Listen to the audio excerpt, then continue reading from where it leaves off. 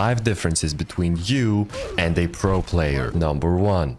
Pro players see into the future. Don't panic. It's not that deep. Basically, pro players pay attention to every single detail that is on the screen. The best of the best, before every single round, look at the ultimate charges. This scrutinization helps them make decisions and, most importantly, see a couple of seconds into the future. Just like Spider-Man can sense that in the other aisle in the supermarket an item is about to drop. The same way a pro player can know when an ult is about to happen, and he's gonna know exactly how to react. One of the perfect examples on how to make the decision making, one of the simplest ones, is if you're playing KO, your enemy has Raze, and you can see that the Raze has ultimate. You don't use your ult until Raze uses hers, because then you counter her ultimate for free and you get value from your own passive ultimate. While we're halfway, let me talk to you about this new website, entryschool.com. Any character, any map, any position you are in, behind a click of a button, you are freed from all of your pain and suffering. Anyone who's serious about learning a new character fast should try it out. It's like Bitcoin. You gotta get in fast, but the best part about it, it's free. Back to the video. Number 2, learns from mistakes. I want you to tell me, how many times have you peeked an operator after your teammate has died to an operator in the same position? The better version of you, the one who's at the higher rank, right now, there's a universe where you have a higher rank, but you peek into the damn operator. Now, learning from a mistake doesn't mean that you just don't do stupid shit. It also means that you try to improve your current good shit. The top 1% don't just look at their bad plays and think to themselves that they shouldn't have done it. They will analyze their games even if they killed 4 and then died to the last guy. This is a skill everybody should develop. It is a no ceiling skill that if you are not currently applying, learning from every single death, mistake, or a play that you did, you're gonna get left behind. Back to the epic music. Now let's get into the controversial ones. Doesn't care about losing. You might be like, well, how does a pro player even rank up if he just doesn't give a shit? Well, as Tans once said, you gotta play like you don't give a fuck, and then you'll actually start playing better. Now, this doesn't mean to throw every game. What he meant is that you have to have a mentality that even though you lost the game, you still did good. This is the most basic learning curve. If you lost the game, that means that you were playing against better players. If you're playing against better players and you lost, that means that you learned. And most of the time, the reason that you don't rank up, it's because you fall into this mental state, which is down here, and you don't wait long enough with healthy brain and healthy mindset before you rise to the top. And you're going to fall again. You're going to fall again because this is the path to success. Ask yourself, what's the first thing you do when your teammate makes a mistake?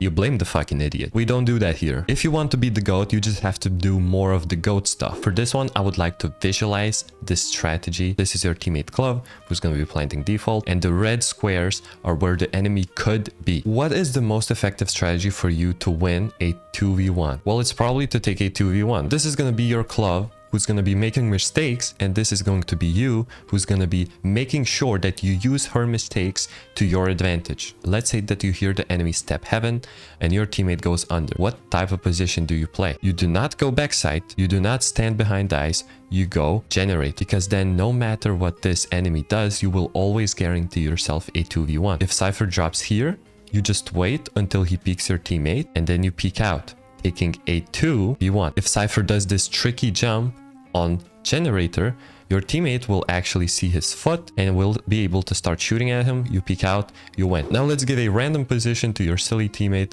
Let's say that your teammate is playing generator. Where do you play to play around your teammate? This time you don't know where the Cypher is coming from. He could be coming from heaven. He could be coming from short, A main, The threats are all around the map. There is actually a perfect position for you. In that case, you should take a position like this. It's a weird position, but you're safe from A main, you're safe from short, and you're safe from heaven. Safe enough. Your teammate is playing generator. You have to keep that in mind. When you're playing in this weird position, crouched down, and your teammate is playing generator, no matter where the enemy comes from, you will be able to take a 2v1. Enemy is coming from A main, your teammate panics, he peeks, you can always fight with your teammate. If the enemy is coming here, teammate peeks, you can fight with your teammate. If the enemy is coming from heaven, if he fights your teammate, you can always come back a little bit and fight with him. If your teammate is hiding from him a little bit and then he comes down here and fights you, your teammate will be able to swing, which they will do, hopefully, and take this 2v1. You have to realize that the mistake is not when your teammate is standing chill in some type of a position. A mistake would be for the teammate to randomly go and hide behind this box and be like, you know what? I'm just gonna hold short. Most of the times they die, they ruin the game. Doesn't matter. What a pro player would do in this situation, he would immediately reposition towards generator. That is, that in case he actually does spot someone here, the pro player can always peek and help him. And if the enemy is coming from main, he can help. If the enemy is coming from heaven, jumps down, your teammate can double peek. So you have to understand that when your teammate is moving, you always have to, in your brain, figure out a way to help him as much as possible. Yes, it's a dumb play, but you cannot blame your teammate and continue to sit in this position anymore. Because from this position, not everything is accounted for.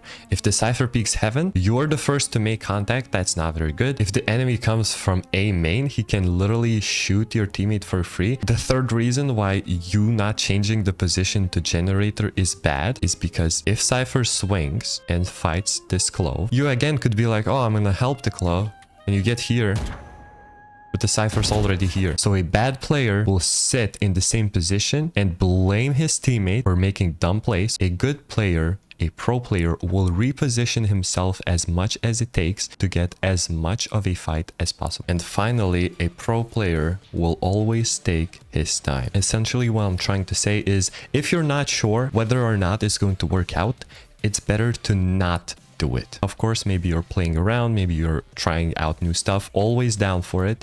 But if you're trying to play solidly and make sure that you rank up and you want clean post plans, you do not panic. Very often I see low rank players, they get one kill, they panic, and then they just go and die. And they, like, this is them, this is their TikTok clip, right? Them TikTok clip, and they're trying to hold on to their TikTok because they got one, right? They got one, they gotta go for more. When they try to get the TikTok clip, they cannot rank up because they're panicking. A better player will always hide behind the cover if he has it and figure out his next plan, because when you kill one person and back off, you look at the minimap and you see so much more information that you can work with and take advantage of that information.